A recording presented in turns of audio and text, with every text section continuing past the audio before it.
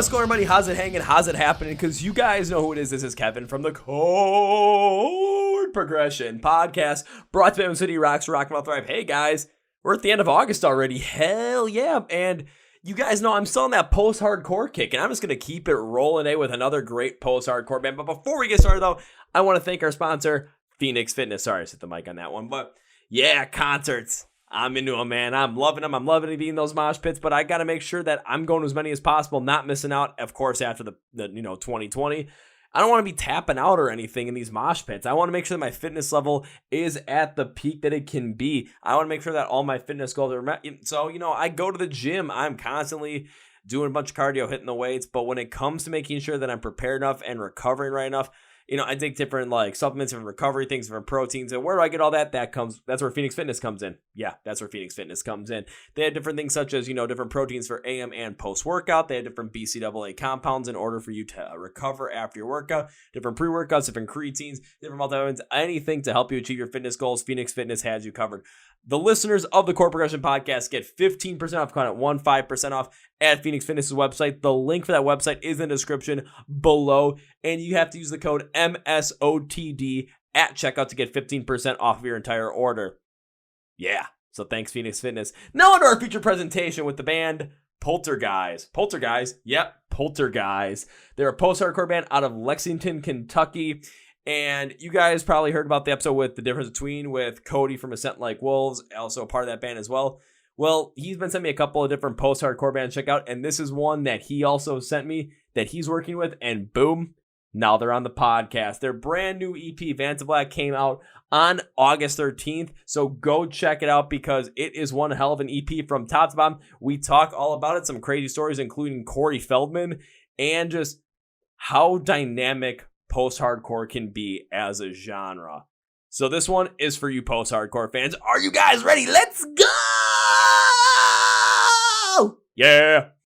Well, ladies and gentlemen, boys and girls, listeners of the Core Progression Podcast, as you have seen over the past month and a half with bands like Caskets, with bands like Captain, with bands like The Difference Between, we've been kind of on a post-hardcore kick lately, and thanks to Cody from The Difference Between and Ascent Like Wolves, I think I said Difference Between, whatever, The Difference Between and Ascent Like Wolves, he got me in contact with this band, and let me tell you, it's going to be something for you guys to check out because they have a brand new EP that will be released on August 13th called Vantablack. I hope I got that right. If I didn't, you guys can make fun of me for it, but please welcome the guys from the band Polterguise. So guys, welcome to the Core Progression Podcast.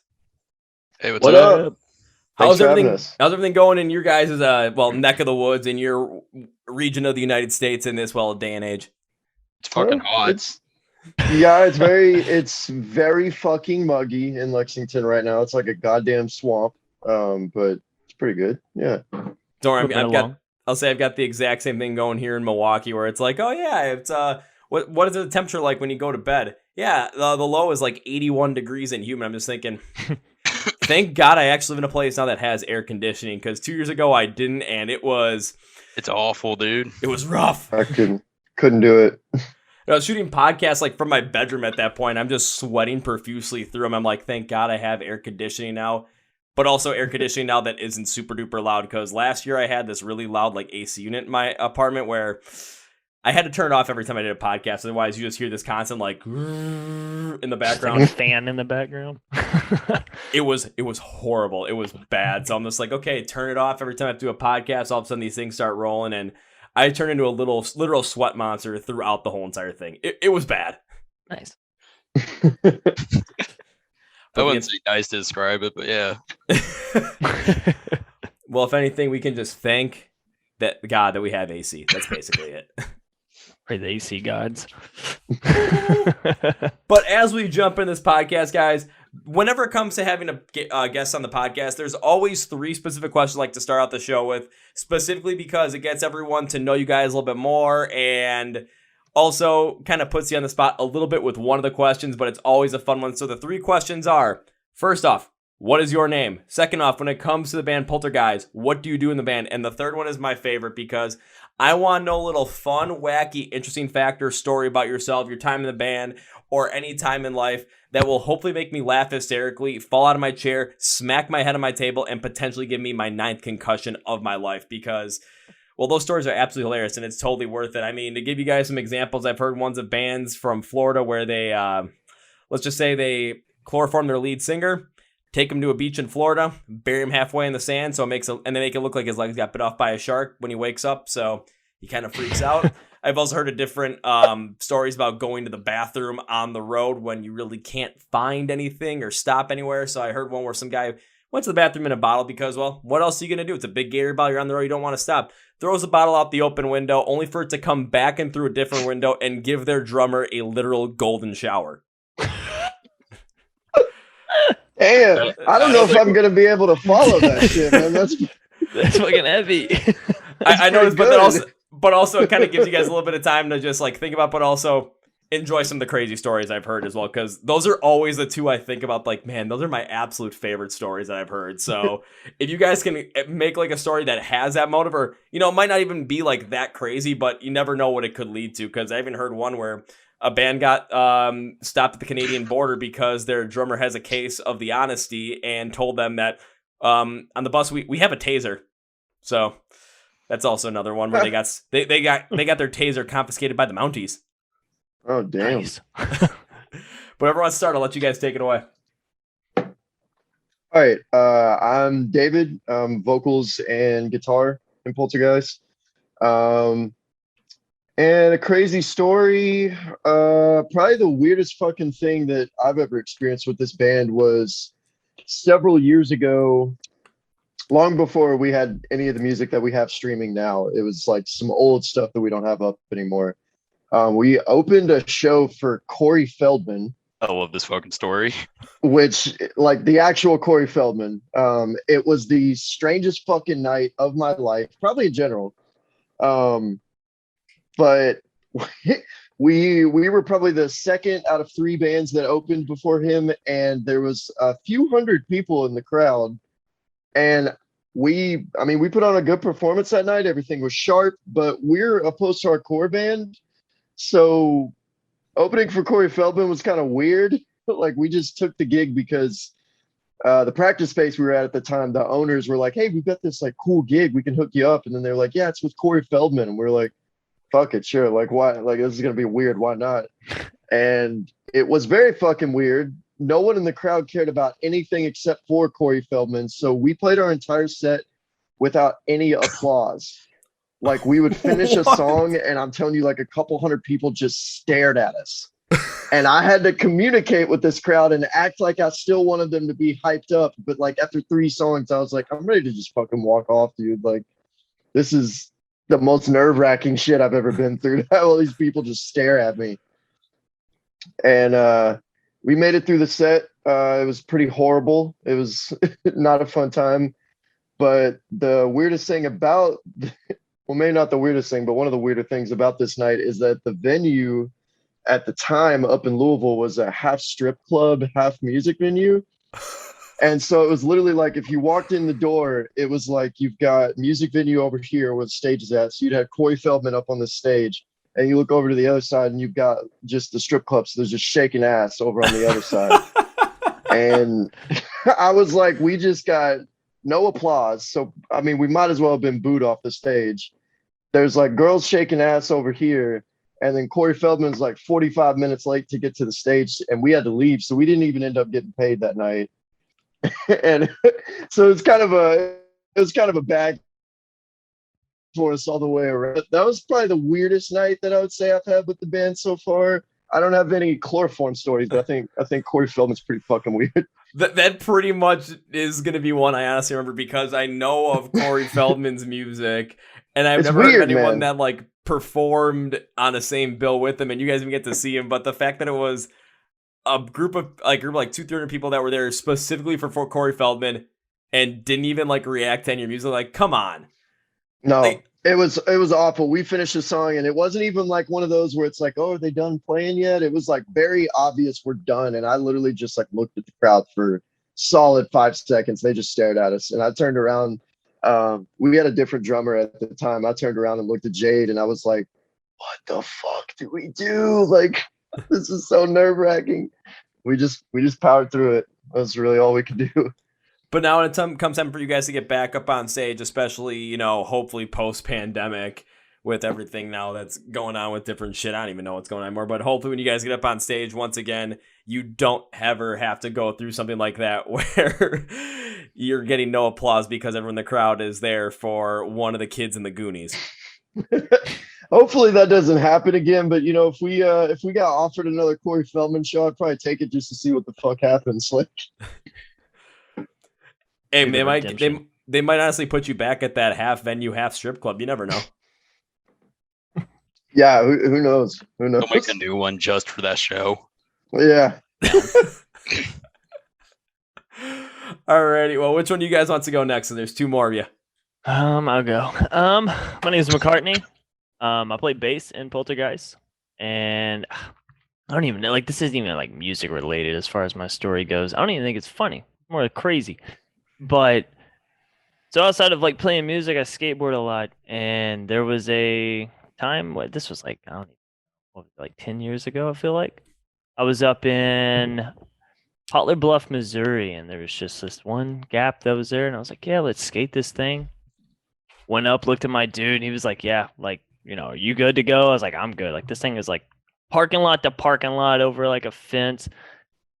Basically, I tried to go for it, cracked my skull open, hit my head on the ground, internal bleeding on the brain, went to the hospital. Yeah, that was a lot of fun. You know, like not remembering a whole day of your life. It's pretty insane, but I mean, yeah, not funny, but wild, I guess. Well, I mean, you kind of took my little bit of like a story prelim thing in a little bit of a different way, where I was hoping that you would make me laugh enough to make me fall down and smack my head on the table and give me a concussion. Yeah, but I sounds did it, like though. You literally did that in the story.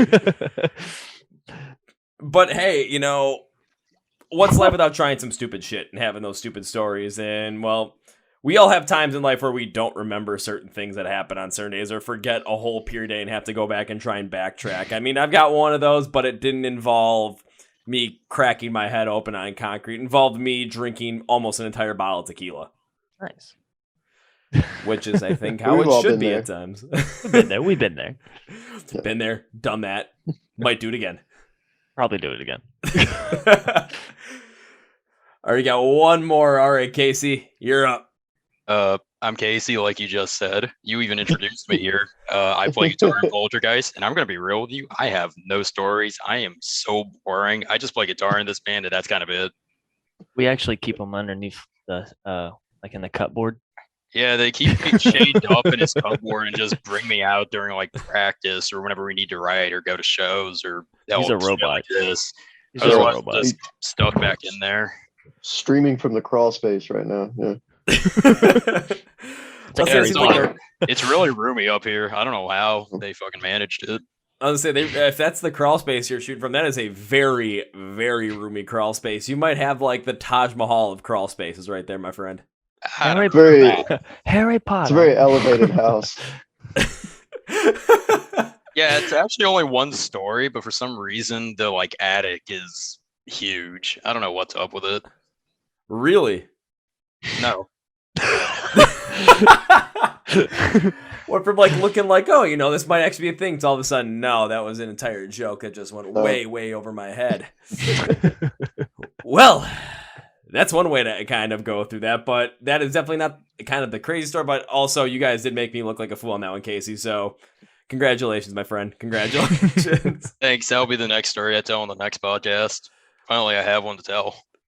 You know what? I'm here to give, man. I'm here to give. I appreciate it so much. So one of the big reasons why I'm talking with you guys today is especially because you guys have a brand new EP coming out on August 13th of 2020 called, I believe, Vantablack, if I got that right. If I didn't, you guys can make fun of me right now because, well, then you got another story to tell, but I hope I got it right. I mean, Vantablack. Yeah, you're close to the same thing. Vantablack, yeah. Same shit. It's a made-up word anyway. Who cares? Yeah, it's a made-up word for a made-up color. Who gives a shit? Yeah, but somebody bought it though, right? Yeah, I was gonna say, didn't someone Yeah. buy? I think I saw some on like some sort of Facebook post you guys made. It was like someone bought that color and copyrighted the name off it. Yeah. Did you guys have any trouble with that at all when it came to naming the EP this? No, actually, that was one thing when the name was suggested. I actually looked into that a lot because this guy that owns the color is apparently a fucking asshole. and has sued a lot of people just for using the color. So he owns the legal rights to use the color on anything, but apparently he does not own the legal rights of the name. So we're in the clear on that. Okay, now But, that is that was the thing that I looked into for a little bit. Yeah, because Intervals has a new album or EP coming out soon called Vantablack too. Yeah. And now everybody's going to think we're just copying them, I guess. But we did it first. You heard it here first. Polterguise did it first, but I'm kind of surprised that someone could copyright an entire color. Because wouldn't that just be something kind of more in the stream of public domain at this point? Well, it's a new color technically. Yeah, it's because Vantablack's, it's like not on the color spectrum, I guess. It was like invented in a lab. The darkest black. It's, if you've never seen a picture of it, it's really crazy. Like when you infinity or some bullshit like that. Yeah, they had like I guess like a aluminum foil, like I don't know what it is, if it's a liquid or what that they had, but I'm a picture of it where it's like aluminum foil opened up and it just looks like negative space, like it's just black. I'm gonna take a look at it right now. It's hard to grab. It doesn't look like. Yeah, it's pretty cool, but yeah, I think it was like invented and then he just like bought the rights to it or something. I don't know. Yeah, because like if I'm looking at it right now, it's just I see the picture of the color inside like that aluminum foil, and it literally just looks like a black hole. It just looks like the color black. That's basically it. So I don't really necessarily know exactly how they could have created something like that in a lab. But then again, I'm not the smartest person in the world when it comes to different things with chemistry, so or whatever the hell they created this with. But still, it's just interesting that there have been a lot of people that have been sued by this guy because he has a copyright over the color, but doesn't have a copyright over the name. So as long as he doesn't use the color in like the album artwork, I think you're in the clear. Yeah, we're in the clear. There's no Vantablack in the album art, just normal black. Well done on that one. Yeah. Because I knew I wanted to bring it up at some point because I did see it on that Facebook post. I did see the comment on it, and I'm thinking I gotta know the story behind this. So now I know. Yeah, wow, it's a crazy story. I remember hearing about that like years ago when it was happening. But yeah, it's a weird story, weird guy. Hey, I mean, it's the world in 2021. There's a lot of weird people out there. I go buy the color blue. Yeah, you got to make it like a really specific blue, like seafoam green blue or some bullshit like that. Cerulean. Depth blue. Oh yeah, cerulean. That would have been a good one. There you go. You know what? I'm buying the rights to Tickle Me Pink right after this podcast, and then I'm gonna have that. I'm gonna get Elmo Red. Let's go. If you got the rights to Elmo Red, I'm pretty sure the people that run Sesame Street would start owing you a shit ton of money. Probably. Honestly, probably buying Highland with all that copyright money. Next thing you know, Poltergeist is going to have their own entire island just to hang out on, and all of a sudden, hey, you guys want to go see Poltergeist play a live show? Yeah, I'll just go out to their own island and see what happens. Unfortunately, we're not going to be able to see Corey Feldman out there because, well... No, we'll invite him. Yeah, he'll open the show. Well, of course. Corey Feldman open the show. Yeah. I'll have a hologram of him. This sounds like a crazy revenge. I feel like David's been like brewing in his mind for the past 10 years. I've been playing the long game. Man, I've been playing a lot. I feel like we're gonna piss off a bunch of Goonies fans on this podcast or something. They're gonna be like, I don't know who these guys. Don't worry. I'm pretty sure I'm in good with the Goonies fans due to the fact that the day that we record this podcast, I released a podcast I did with Bert from the band Chunk No Captain Chunk, and I gave a lot of praise for the name because it was original as all hell and it's funny. So I think when it comes to the Goonies fans, I think we're in the clear on this podcast. All right, that's good. That's good. We got a little. We won't be taken down by the Goonies fans. A bit of preface built up. Yeah, wouldn't want that. We got an embarrassing way to go out. That would be. Yeah. So what happened to Poltergeist? Why'd they go out? The Goonies fans were definitely not feeling it. Got took down by the truffle shuffle. Okay, if the Goonies fans do come after you, I feel like that could definitely be a name of a song. Took down by the truffle shuffle. That's some Chiodo shit right there, dude. That is. We have I've not named any of our new songs on EP2 yet, so you never know what you might see. I'm gonna be waiting for some sort of like Goonies reference off of that, or some sort of Corey Feldman reference off of that, just because. Yeah, they never know. You guys might all of a sudden grow to a point where Corey Feldman has to actually open for you, and it might not be on a private island. It might actually be in a legitimate venue that's not also a strip club at the same point as well. You think Corey I Feldman? will say that venue was fucking cool. It sounds bizarre. It was a cool venue though. The venue side of it was nice. They're not around anymore, but it just added to the bizarre factor of that whole night.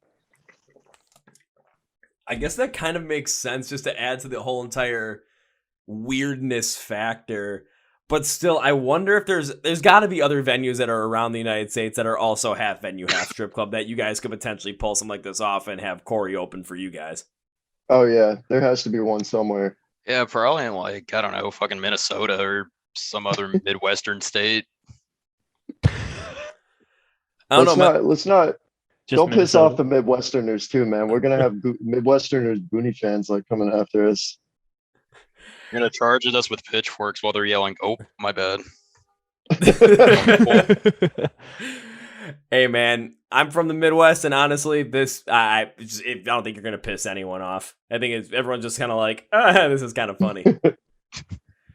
Not only that, but plus when it comes to the Midwest, when it comes to, especially when it comes to like anything rock and metal, any of the subgenres that kind of branch off that, including post-hardcore, one thing I've seen is, especially in the Midwest, is even though when it comes to pop culture, when it's still more focused on pop, hip hop, and rap, and depending upon what part of the country you are in pop country, still when it comes to rock metal and their subgenres, the Midwest still has like this really strong base when it comes to fans, where I've seen this still when it comes to live music, where people just come out in droves for those shows, even over some of the ones that you would think that would sell out much more than them. I mean, I've been to the rave here in Milwaukee where Ice Nine Kills sold out the basement of the rave, and the pop artist that was going to be the headliner at the ballroom that was upstairs, they were trying to find a way to kind of switch everything up due to the fact that the demand for the Ice Nine Kills tickets were so heavy or so much that it's like, okay, we might need to move this thing to a different like level of the venue, but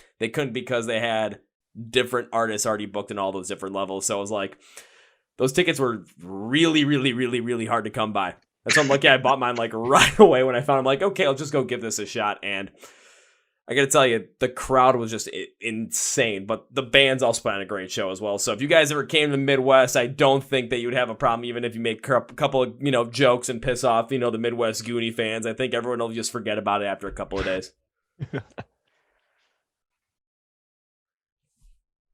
Yeah. Hopefully we can do that someday. I've never really explored the Midwest here in the States much, so I'd like to come out and play a show and see what's up. I'd say definitely give it a shot if you guys have a chance to, because also another good way to look at it is think about when Warped Tour was around and where Warped Tour really hit on a lot of different places. When it was really hitting, I mean, it was really going off, like, especially a place in the Midwest. Milwaukee was always a big place. Chicago, if it ever stopped in Minneapolis. Indianapolis, even if it stopped in Iowa, because, of course, you got the Slipknot connection, so you're going to get the want for heavier music there. It just really worked out well. Rest in peace, Joey Jordison. Sad times. Sad times, especially because that happened the day before we shot this podcast. Right? It seems like David might have frozen up on us a little bit. Yeah, David's been freezing a little bit for like the past hour or so. Oh, there he goes. He's gone. Gone but not forgotten. All right, am I good? Y'all were think like clipping out on me hard. Yeah, you're clipping out on us real hard too, man. Yeah, Zoom just like went to your camera and it said David Gillespie. I never say your last name, and I'm never gonna say it right. David Gillespie. Fucking network bandwidth is low, and you just froze for like a fucking hour. Damn. Damn. Oh, well, I'll put it this way. This is not the first time I've dealt with something like this. I mean, I did a podcast with Matt from Blacktop Mojo. My internet cut out completely for like 5 straight minutes. I'm just like, okay, but hey, I'm used to it. So it's nothing that's going to be, and nothing's too crazy for me on the Chord Progression podcast. Honestly, I really like the name of the podcast. I'm not in the Facebook group, so I didn't know what the name of the podcast was. I'm just like, they just relay the information to me, and it's like, oh, we're doing a podcast. Cool. Can I join in? I can. Sick. All right, I'm in. Well, thank you. I've never actually had someone just like blatantly be like, "Hey, they like the name of the podcast." It's just usually it's like, "Oh, okay, like, oh, that's the name. Okay, cool." I've never had someone just be like, "I really like the name." So, Casey, thank you. Now I've got another. What was it again? It was DGG, fucking Coheed and Cambria. Is that what it was? Yeah, it was the DGD demo team That's podcast. what it was. I loved it. But yeah, no, fucking chord progression podcast. That's honestly a cool name. I like it at least. Well, thank you. It was one that I came up with literally on the spot one day when I'm like, okay, what do I call this podcast? Alrighty, let's think of something that would be kind of more musical realm. All right, we're going to go with this. And it looks like it might have actually, I think we may have had David back. I have no idea what's going on. I think I'm back. I don't know what I literally am on Wi-Fi and have nothing else open. David, my phone's just... do you even know where you're at? Is this That's definitely his basement. Yeah, many of us know where David's lost in Vantablack. Yeah, Dave might actually be the one in the crawl space. But before this kind of gets, potentially too off the rails, one thing I do also want to focus on going back into Vantablack is when I was taking a look at, the explanation for the album. That's one thing whenever I go through songs. That's one thing I dive deep into is trying to figure out the explanation. Taking a look at the one that was sent to me, it said, Vantablack is an exploration of the human mind, body, and soul, a reflection on the past, a consideration of the future, and decision to utilize the present. So this whole entire idea of kind of exploring and reflecting on the human condition and on yourself as well, what was the biggest influence behind using this as the theme for the EP? It honestly kind of happened by accident. It wasn't something that I really intended from the start when I was writing to the songs, because we did lyrics and vocals last. But it was moreover just I had a lot of separate little pieces of writing, like little poems that I had written outside of the music, like long before any of it was written, and they all kind of happened to fit that theme. And I noticed that a lot of this was fitting over the songs, and as I was writing, testing out different vocal melodies with it, and it ended up coming together just kind of perfectly, like completely unintended things, and realizing that maybe you aren't who you want to person in order to do Dave, you keep cutting out, especially towards the end of that one, man. The worst part is that question's all David. Yeah, man, it kept cutting out a little bit, especially towards the end. Kind of like we're talking about, kind of like accidentally fell into it just with the music. Damn. Like on my end, it literally shows you guys like still moving and everything, and like it looks completely normal on my end. I don't even hear anything like weird now. You're good now. Of course not. Yeah. Yeah, of course. But the fact that you kind of just like stumbled into this sort of mindset behind the EP based on what you were writing, that makes a total amount of sense, because you're letting the music just dictate where the meaning of the album is going to go. And you're using the music to relate to different emotions, different mindsets, different thoughts that you have. So when it comes to really writing the lyrics for this EP and really bringing this full theme into the force, you're really going to have a lot of emotional connection behind it, because when you're listening to the music, you're listening to the different ways that the guitars, the bass, and the drums are working together to bring out this style. You're able to really connect that and then put the lyrics on top of it to make yourself connect with it, but also make the listener really connect with what you're trying to talk about at the exact same time. Yeah, exactly. I kind of just wanted to have it be something that people could relate to in different ways, and it wouldn't be anything that's a little overly specific lyrically, which I don't really like to do that anytime I write lyrics. I like it to be a little bit open-ended. I have an idea maybe of what I'm thinking when I write it, but I want people to be able to pull what they want from it. And so it did kind of just fall into place perfect. Well, I'm always a big proponent of that as well when it comes to just that writing style, to where you don't want to be too specific, because then if you're too specific, unless people really fall in with exactly what you're talking about and exactly your experience behind it, they're not going to relate. But if you're way too vague at the same point, people are going to get lost in the song. So if you're metaphorical enough to where you're going to make it, not super specific, but also guided in a way so that people can just really follow along with the song, and also then make their own meaning with their own experience on top of it, that's where music really becomes the most impactful. Yeah, I fully agree. That's exactly where I'm at. I used to write a lot of very, very vague stuff, and mainly just because I enjoyed the wordplay. But eventually, I realized, like, if I want to make an impact at all with what I'm writing, which I do, I gotta be a little bit more guided in what I'm saying rather than what I was doing before. So yeah, I'm in full agreement with that. And honestly, when it really comes down to it, when I took a look, because I dove deep in all 5 of the songs on the EP, did my full analysis of what I do on, every single time for this podcast.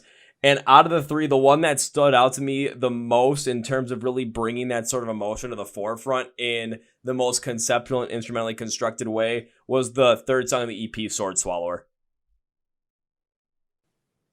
Yeah, that's probably, I would say, all of our favorites. That one, I mean, just musically, that one really hits hard, and we really fucking love playing that one. But yeah, lyrically, I would say that one definitely does kind of encapsulate everything that's going across the EP the most, because it's kind of like a middle point between leaving behind who you don't want to be and moving forward into something you do want to be.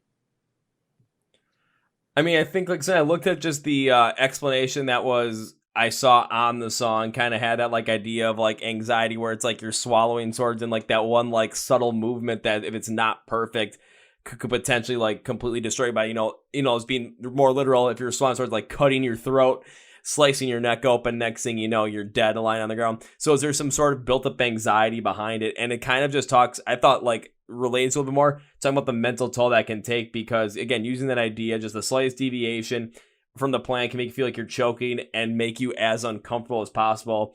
It kind of looks to understand that, kind of what you're talking about, to where the person that you don't want to be is this person controlled by this anxiety, controlled by this fear. And you want to be someone that understands that that fear and that anxiety does exist, but not only able to live with it, but also live past it. Yeah, exactly. I mean, that's it did end up kind of coming together just really well, and sort of accidentally, but that is exactly like the kind of feeling that I wanted to portray with it. And I think now more than ever, especially after last year, more people than ever are dealing with anxiety at varying levels. Some people it's a passive thing that they can deal with, and other people it can control their entire lives. And it's something that I had really struggled with for a while. So it was just, it just kind of came together really well. And I think it's nice that message gets put over. Probably the most fun to play song, and arguably the heaviest one across the record, I would say too. I would say so. Yeah. Easily, yeah. Easily the heaviest one. I mean, it every time we play a lot, or like practice, anytime like that, it's like we get into it, and as soon as we get the Swordswallower, it's just, I don't even know. I feel like I'm playing a show the moment we start kicking it off. Yeah. Well, I mean, like, listening to the song right when you kick it off, because you use some more of those like faster drum bursts with the higher pitch style guitar that kind of mix in some of the like heavier elements that makes it sound like a heavier style guitar work that you would expect kind of from someone like Will Swan from Dance Gavin. It's kind of like the Wheedly style. And I'm like, when I took a look at it, I like the move, because the kind of fever pitch buildup just from that really hits here, right? Because you feel a bit more anxious to what's going on through the entire song right from the get-go. So I can see where all of a sudden, if you're bringing up some more of those ideas of anxiety right from the get-go, you're really bringing that on with this more fever pitch when it comes to this harder kind of Wheedly-isk inspired guitar work, along with some, faster drum burst behind it as well. So it totally makes sense to really bring that out right in the forefront. This is just at the beginning of the song. So McCartney, I can easily see what you're talking about when you guys start practicing the song, start playing it, you really get the energy right behind it, because it's brought right in the forefront right when you start. Right. No, it's definitely one of them that's just like way more, just like what you're saying. Like, as soon as it kicks in, it's just like it's in your face, like the whole time. until it's, it slows down a little bit midways, but it's for the most part, yeah, it's straight up, it's in your face, and I don't know, that's what I love. Yeah, because even like right after that intro, you get to that first verse, the heavier intro style again added more to feel like is added a little bit more onto it. So you get more of like that anxiety drive going forward. And it works because, I'm still feeling throughout this song this controlling power of anxiety that you're feeling right from the intro. So it feels like a little more controlling, but then all of a sudden you kind of drop back to the guitar, but that drumming like right after it does stay more rapid, and it is a change up that kind of gets me because the drums make the entire song still fully feel like the anxiety is there, but it also feels like it's taking force of what's going to end up coming forward just because that guitar work drop, so it kind of makes you feel a little bit more relaxed, but that backing drumming, just with its a little bit of like a more faster, rapid pace, still amps up that anxiety within you. So it's kind of like it doesn't necessarily go away, and kind of talking about where I was going with the theme of this, where it doesn't necessarily feel like that anxiety is going away, but instead of having to let it control you, it's knowing that's in the background, but knowing how to deal with it, knowing how to live with it, knowing how to live past it. Yeah, I would say that sums it up pretty well. I think you hit all the nails on the head with that one. Hey man, I love going deep into these songs and really seeing kind of like where you guys were thinking about this, and then kind of seeing how this all came forward, because it keeps going. When you got to the chorus, that drumming, it became a little bit more simplistic, so it wasn't as rapid. It was a little more of like a simplistic drum beat style. But the higher pitch, again, intro style guitar that kind of reminded me like a little bit of a heavier Dance Gavin Dance style, returns once again to give the higher pitch fever to the calmness of the song. And it keeps the song switching up on a dime, and I'm all for it because the song constantly keeps us on our toes so we don't get stuck in the comfort of anxiousness, because it's kind of like misery loves company, and people do sometimes really just kind of sink into the anxiousness and just live there because they don't know necessarily how to get out. It's kind of the constant change is not letting you sit into potentially letting this anxiety really come over you and take hold of you at the exact same time. Yeah, no, I would 100% agree with that for sure. Like, I think like kind of like what, based off like what you were saying, like the whole build up to it, and then like being encased in all that anxiety. But I don't know, I love how, like you were saying, it's all over the place. It's keeping you on your toes and stuff. Like, where I guess just coming from it musically, every other band kind of does that whole typical. It's like, here's this part, we have a breakdown. Here's this part, then we have the ending breakdown. So it's like you, I don't know, if you've never heard it before and your first time ever hearing it, you're gonna have no idea where it's going. Yeah, because even trying to like run through this thing, I'm like, okay, this is going here, this is going here, this is going here. What the hell is exactly going on? But one thing that always happens is even when it comes to music that necessarily isn't like our style of music that we would potentially listen to, like I've seen this in different like synthwave projects, different like alt indie projects as well, where it's just sometimes the sounds just necessarily don't hit with me. But when I take a look at really diving deep into the reason behind it and seeing how that impacts, with your guys' sound here, I love the fact that it's constantly changing up on this song, because it really speaks that theme of anxiety constantly kind of coming at you in many different ways. And also potentially when you're trying to break through that, not letting you get complacent and letting that anxiety take over you because you just don't know what to do and you're tired and you don't want to just, it's like, oh, I just kind of give up in a way. It's just that Right. constant changing, because if anxiety is going to come at you one way, it's going to come at you a different way. It's all taking a look at that and all bringing that to the forefront. Yeah, exactly. That kind of ebb and flow, which is something that I've lived through for like years of my life.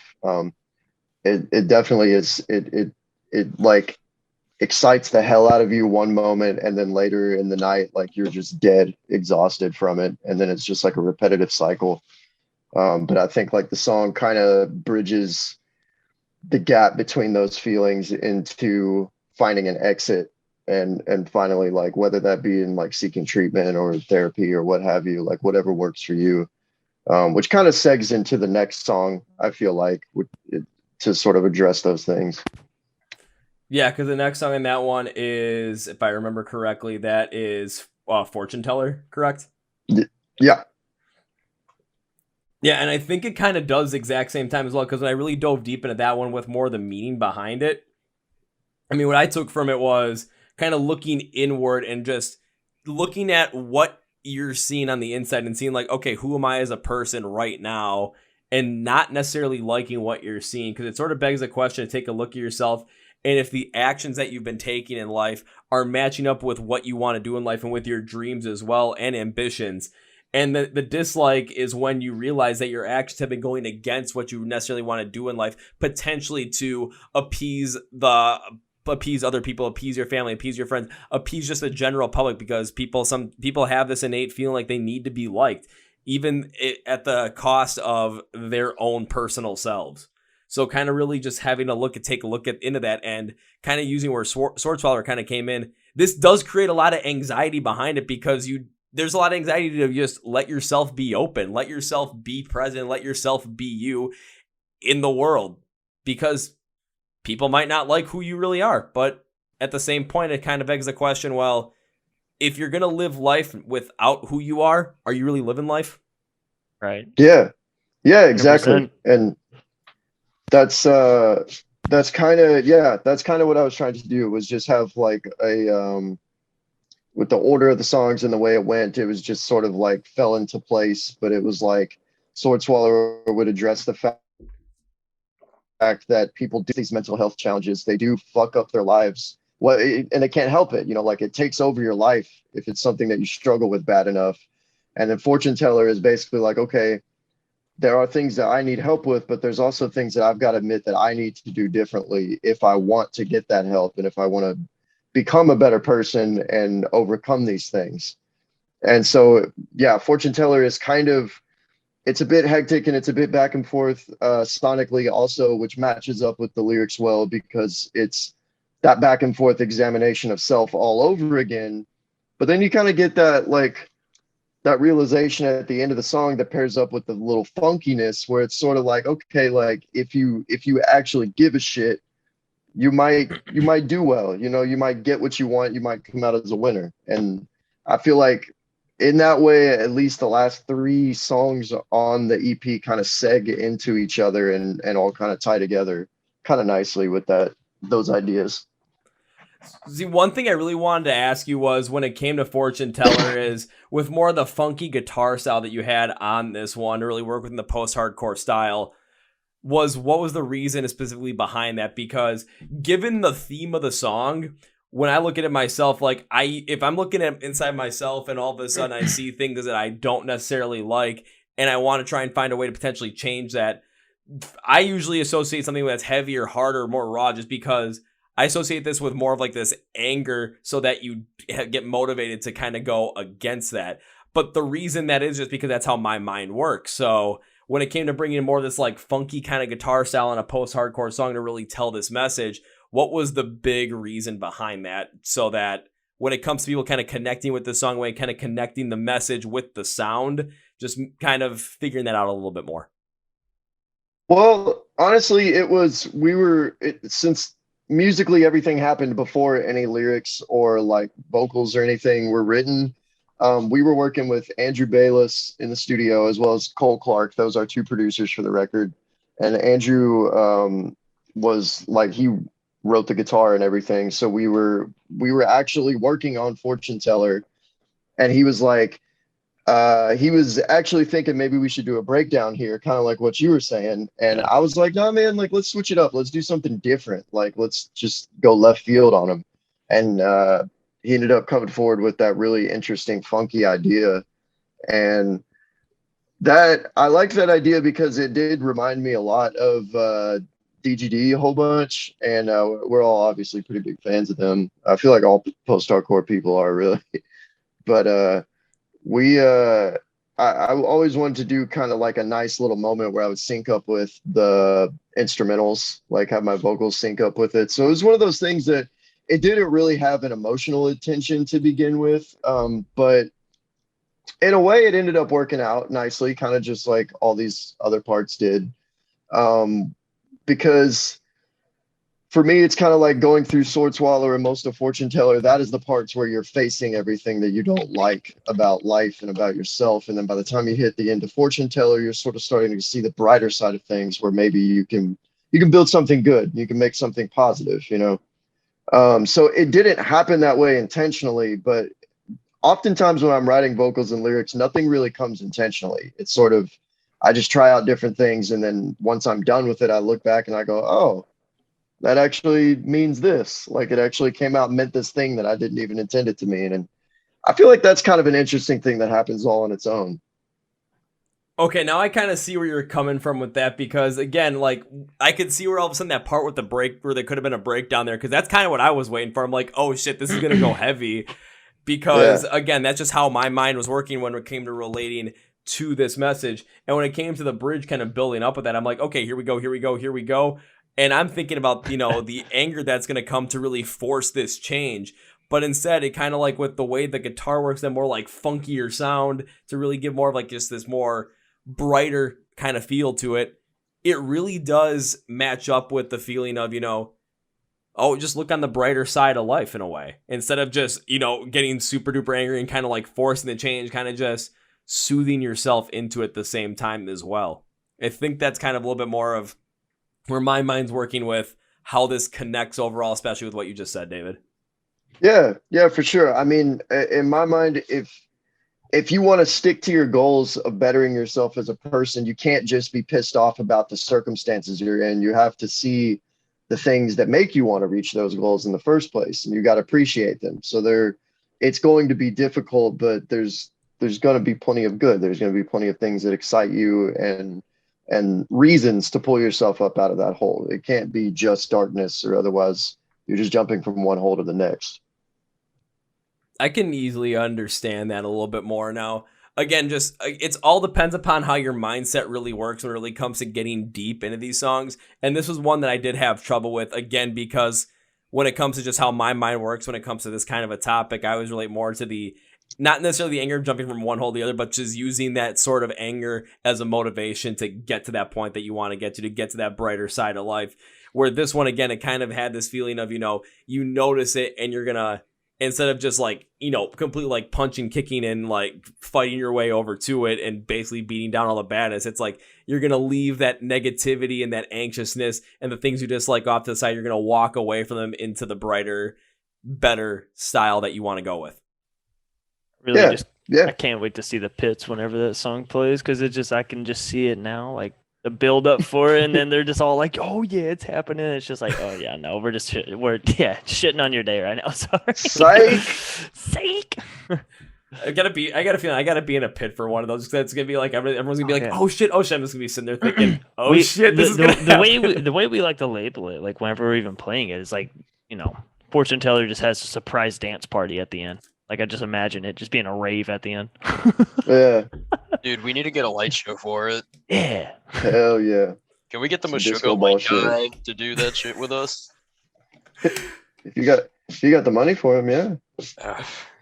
I'll say, because that kind of like just surprise little dance like party that just happens like in the middle of the song, it kind of reminds me of the bridge in Ice Nine Kills single "Hip to Be Scared," because it kind of goes to that like 80s like Huey Lewis thing. It's like, what the hell is actually going on here? So it's kind of funky, it's kind of fun, it kind of just gets you in the groove, and then all of a sudden, in their song, all of a sudden there's a heavy breakdown right after. It's like, okay, this is freaking awesome. You guys are taking, it's like, okay, we're built to that heavy breakdown, and now funky dance party. Yeah. Throw it in your face. That's probably, if there's ever a staple of our music, it's that we try not to do the same things. We always like throw something really weird in there and psych people out, and really just like to explore different genres that we can throw in with post-hardcore. So, and there will be a whole lot more of that on EP2 as well. So that's not something that we're going to be giving up anytime soon. We'll still have our breakdowns, but yeah. And I still be there. I was gonna say, I do like that though, because then you're really letting yourself expand in your horizons, expand in your musical abilities. Because if you want to throw in some different kind of styles in with your post-hardcore bass, definitely go for it. Why not? Yeah. I feel like post-hardcore kind of thrives best when you do that anyway. Like some of the most interesting bands in post-hardcore throw in these moments of genres that you wouldn't think would blend with them. It's just a very flexible genre, I feel like, that melds well with different things. As you say that, it definitely does, because I'm thinking about some of the other ones that I've interviewed recently. Take a look at Capstan. I've seen him throw in some heavier stuff, so maybe some more metalcore stuff in there stuff as well. Caskets throws in a lot of different alt rock and some even more of this electronic style as well. The difference between I've seen them throw in some of that more like lighter metalcore style, similar like a kind of like a little bit of an Ascent Like Wolves inspiration there. I can see where that comes from with Cody. With you guys though, especially when it comes to this EP, I felt like there was a lot of like kind of more of that like funk meets kind of like the swancore of Dance Gavin Dance in there as well. Like there's a lot of couple different things that are really working within this EP alongside that post-hardcore. But again, post-hardcore, like you said, is a very flexible genre in itself where it allows itself to be open to blending itself with a bunch of other different styles at the same time. Yeah. I feel like it kind of honestly toes the line between just being like a prog genre, to be honest, or like a subgenre of prog. Obviously, there's plenty of post-hardcore bands that wouldn't fit that bill because they might be a little bit more formulaic in their writing, but that's why I enjoy the genre, and I'd say that's probably why all of us enjoy the genre, is because you could play stuff that's very on the more formulaic side, like maybe more in lines of like Slaves or something like that, and then on left field you've got batshit crazy stuff like Closure in Moscow that's just like off the wall, and it all fits together. You know, you can all throw it on a bill together and it sounds good, and it usually people are a fan of one band or a fan of another because it's just you like to get different flavors with it. Yeah, so then Casey McCartney, what do you guys think about that when it comes to post-hardcore in terms of being this more flexible genre you guys get to play in and really put in a lot of different other things in your music and allow them to work?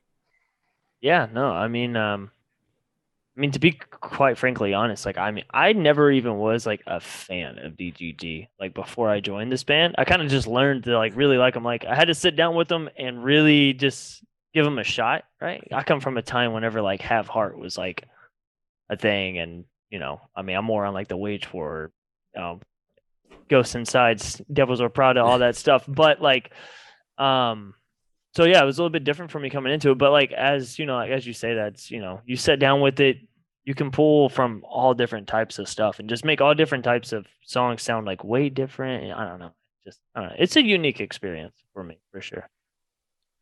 I mean, for me, before I even joined this band, I didn't even like post-hardcore. Yeah. I didn't like any post-hardcore I've heard. I didn't like, you know. Actually, David's brainwashed us. No, I'm kidding. No, it's David true. actually like forced me to sit down in front of a computer and listen to DGD on repeat for 1,000 hours. I managed to break out at hour 100. Somehow it just got into the Fall of Troy a little bit too much. I will say I love the Fall of Troy. Yeah. Yeah, Casey and I kind of like swapped bands early on in him joining. Yeah, I would show him like different post-hardcore bands since he didn't know the genre very well, and then he'd show me all these badass like death metal and black metal bands and shit, and we've like gotten each other into each other's stuff. Yeah, like my whole background is like pretty much just that whole realm of extreme metal, you know, like Death, Emperor, that kind of shit. Not the Nazi black metal bands, they can fuck off, but you know, the good ones. And yeah, after joining Polterguise, like David really helped like open my eyes, and so did McCartney, Cam, but mostly David because we shared music a lot. He kind of opened my eyes to like more innovative post-hardcore bands, because beforehand I'd only heard like, you know, what everyone's heard on the radio before for post-hardcore, you know, Pierce the Veil, and like that's the only one I can really think of right now, which they aren't bad. I just didn't like them, you know. But there's a lot of innovation in this genre that I didn't know existed because I'd never explored it before.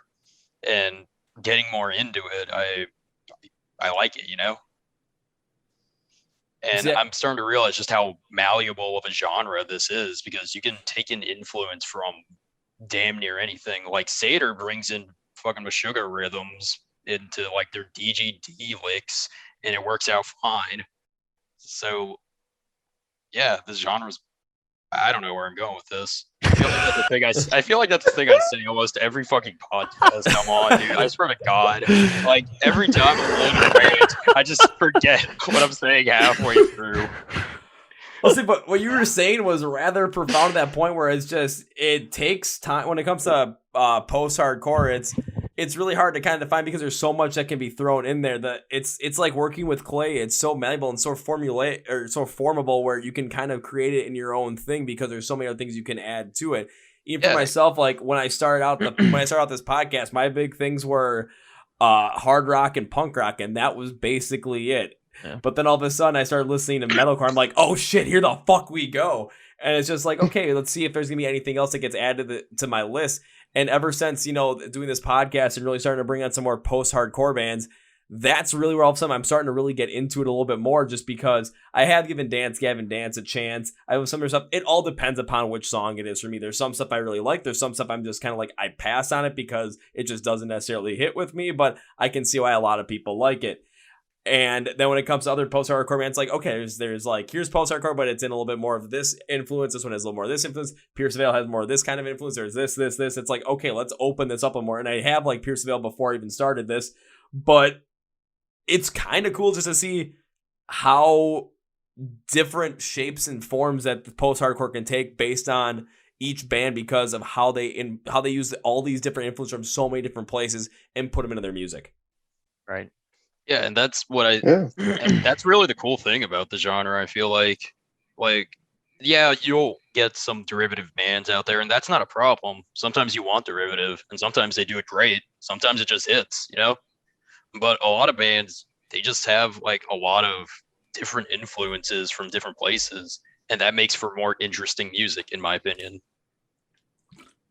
Oh, absolutely, because I do get stuff that's a little more derivative, a little more formulaic, because you do need that sometimes. But if you had it just consistently, every band was trying to be an offshoot of Gavin Dance, or take a look at like more like the metalcore realm of every band was trying to be an offshoot of, August Burns Red. If every band was trying to be an offshoot of Killswitch Engage or As Lay Dying, we just get the same stuff over and over and over and over and over and over again.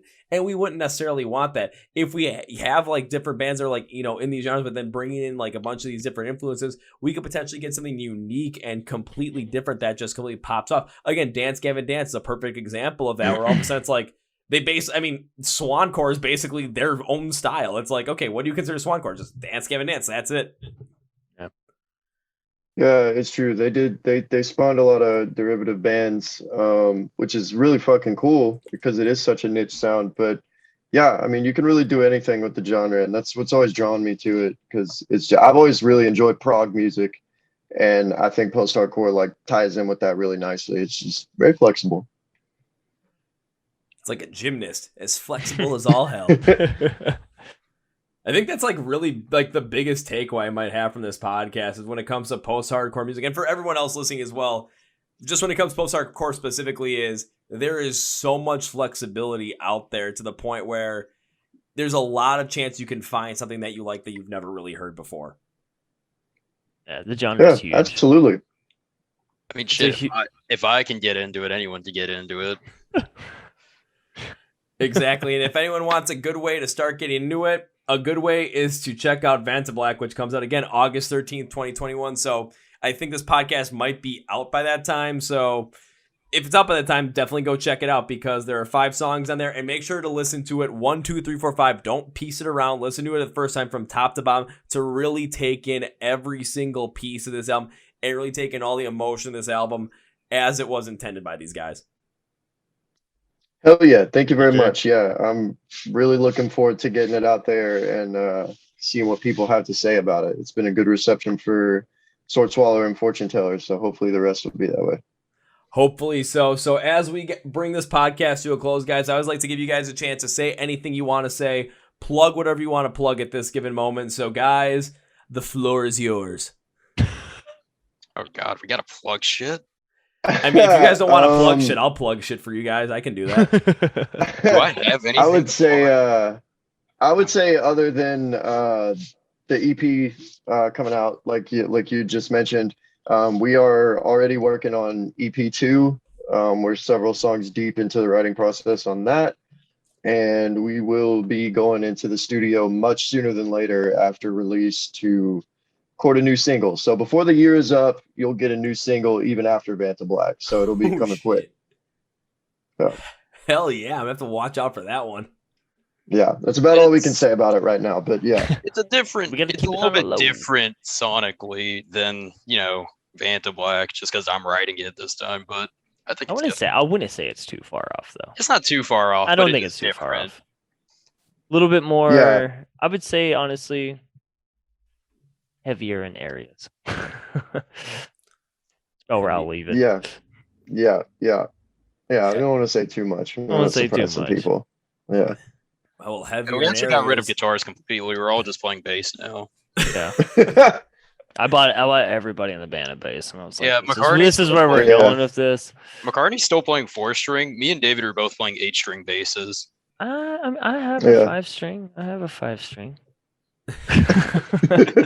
It's there. It's not mine. It's David's, but No, except that now Casey's gonna end up having one of those like guitars that's like a regular guitar on top and a bass guitar on bottom. It's just like got two Oh, full God. different Yeah. sets of strings. I'll get that whole, fucking double neck setup going. Get me I one of vote- those like Michelangelo Batio necks where it just like goes out both sides. One just with gonna- the bass, Yes. one with I'm just the gonna buy fucking- I'm gonna buy a bluegrass bass, like one of the big ones. There you go. That's right. Why don't we I'm do a gonna do it. bluegrass cover of one of our songs? I can play mandolin. I've never I'm seen in. David look Mhm. more disappointed in my life. And I've seen that man look disappointed a ton of times. That was more of just go for it. Yeah. I thought that was more just like all of a sudden like you're breaking my heart, man. The bad thing is we could It's actually broken. pull that up in practice and be like, yeah, we're actually gonna do this. And he'd We be could, like, yeah, we could do it. I used to play bluegrass music all the time before Polterguise. We could do it. I don't know if I could do it. I don't know if I could. I would Holy try. shit. I would do it for you guys. For one Post-hardcore live meets show, blue- come on. Post-hardcore meets bluegrass. Ooh, I gotta go. I gotta. See, if you guys play that live, I gotta be there to witness this Yeah. because That would be new. I don't think that's been we would done have before. to do it here in Kentucky. Dude, post-hardcore meets bluegrass sounds like a pop goes punk, like kind of reject, Punk goes bluegrass. The redheaded stepchild of pop goes punk. Yeah. Hey, I wanted I don't to think do- anybody wants that album. I wanted to do Disco Goes Metalcore just to see what the hell happened, but I would love to play on that. No lie. Let's do an ABBA cover. Well, you say disco? Disco Goes Metalcore, Oh, so God. disco songs that are done by metalcore bands. Yeah, we'll just cover KC and the Sunshine Band. Is that disco? That's like- it's like in the funk. realm. It's in the realm of it. If it's in the realm Some of beat. 70s pop music, then I think you're good. Yeah. I think Yeah. pretty. Yeah. All right, shit, I'm down. Some- Nice. I'm gonna have to make sure I try. I've tried to push that a couple of times, but I don't think it's gonna go anywhere. But not gonna stop me from Yeah. trying. yeah. Oh, the We'll seed get the has ball been- rolling. Yeah, the seed's been planted. We're good. We got it. To plant a seed, and all of a sudden, I mean, that means I'm gonna have to have "We Came as Romans" on the album if I ever make that happen. This is true. But all right, as we close the podcast, I'm going to end this podcast with 3 things. The first one is for everyone listening, when it comes to Polterguise, when it comes to making sure that you guys get to listen to the EP Vantablack and make sure you are ready for when they release their other new single later on in 2021 and when their second EP releases. You're going to want to be following them on all their socials. You're going to want to be subscribed to them on YouTube where you can watch some of these music videos if they have any of them out there. I hope they do because I completely forgot to check on that. I'm sorry, guys. Where you can go check them online if they got any merch out there, where you can find their merch, where you can stream the album, where you can download it. I mean, instead of making you guys like look and search for this stuff, I want you to go to the description of the podcast. You're going to see something that says Find Polterguise online. You're going to see labels. You're going to see links. You have to click on the links and it'll take you right there. I'm making it as easy as possible, guys. I'm doing all the work for you. All you got to do is like, share, and subscribe and listen to their stuff. That's it. I'm doing all the like navigation for you. This is easy. This is the easy part. Hell yeah. Clicking's Yes. kinda And hard. yes. We do have a music video out there too, for Fortune Teller. It's very hilarious. So check that shit out. I should Mostly hilarious because of the first like 10 seconds. Dude, it's Yeah. I've- Don't tell them anything. If you haven't Yeah. seen it, just watch it. I'm gonna have to watch it literally right It- after this. Yeah. And now I the remember second. your face coming out. that Oh was god. the most uncomfortable shit. We'll leave It's we'll great. leave you with that. Go watch y'all go watch the music video if you haven't seen it. Yep, It's go a watch. fantastic. I will actually link the music video as well in the description, so you guys don't have to search that one up. I'm gonna make it again easy as possible. You can see what goes on these first 10 seconds. That I still don't know what the heck happens. Of course, after this podcast, I'm gonna know what happens. I'm gonna watch it, but as of now, I don't know. Now, the second thing I always end with, guys, and this is something that when it comes to having bands in the podcast, I love having bands in the podcast. And when I absolutely have a fantastic time with them, I make a certain promise. And this has happened with 100% of the guests I've had on the podcast. And you guys have not decided to break that trend. So the promise I'm making you is this. This is not an if. This is not an if, because an if implies possibility. When implies certainty, just not sure on time. So when I get to see Polterguise perform live for the first time, and hopefully you guys do one of those bluegrass covers, because that'd be freaking insane. The promise I'm making to the three of you is this. First round's on me. All right. I'll take it. Yeah. And feel free to hold me to it. All right. I'm writing that in my fucking phone. Notes out. Yeah, I'm putting this in my notepad. Hell yeah. We go to Milwaukee. Make sure to ask the dude for beer. Make sure to ask Kevin for beer. Yeah, I'm gonna get a message from you guys. Hey man, remember the promise you made? And I'm just gonna respond with yeah. Yeah. So all of a sudden, Hell yeah. all of a sudden, you guys are gonna be playing. I'm just gonna be up in the crowd. All of a sudden, I'm gonna be waiting at the bar after the show. It's like, okay, one of the guys from Polterguise is gonna come. All of a sudden, I'm gonna get this. Hey man, you buying us a drink? Yep, I am. And then we'll be good. Hey, now that live shows are coming back, I'm starting to pay up on all these debts, so I'm actually able to start getting these going. So, woo! Dude, hell yeah. Hell yeah. Hell yeah. So on that note, gentlemen, I cannot end this podcast in all good conscience by saying goodbye, because goodbye is way too final. It feels like that's the last time I'm ever going to talk to you guys. And when the next EP comes out, I'd love to have you guys back on the podcast to really preview it, get people in the know with it, along with the fact that I have to make good on that promise. So I can't end this with goodbye because it's not final. So I will end it with this. See you later. See you later, my man. See you, man. Later, bro. Whoa, folks, I was making an interview with David, Casey, and McCartney from the band Polterguise, post-hardcore out of Lexington, Kentucky. Remember, their brand new EP, Vantablack, was released on August 13th, 2021, so it is out right now for you guys to go check out if you like post-hardcore music. Again, listen to it from top to bottom, the way that it's intended on the EP in terms of playlist style, because, well, this EP tells a great story from top to bottom, and you're going to want to take full detail of that and full, experience of that. That's the best way to put it, probably. When it comes to Poltergeist, you're going to want to make sure that you're in the know with them. So take a look at the description of the podcast. You're going to find all the links for all their socials, their merch, their website if they have one, where you can stream music, where you can download music. All that good stuff is going to be there as well. Also, remember to follow and like and share anything when it comes to MSOTD Rocks. Link description below for our stuff. Make sure that you're sharing the Chord Progression podcast, everybody. Make sure to subscribe here on YouTube or the podcast on Spotify, podcast, iHeartRadio. Share, tell your friends, and if you're already subscribed, please keep telling your friends, and a big thank you to you as well. And also, I want to thank Phoenix Fitness once again for sponsoring this podcast. 15% off at their website, link in the description of the podcast, using the code MSOTD at checkout. But on that note, that's going to be it for me today, guys. Thank you for watching, listening to the Chord Progression podcast, brought to you by MSOTD Rocks, Rock and Metal, Thrive. My name is Kevin, and you guys know how I end every single one of them, the big, healthy, and hearty. See yo.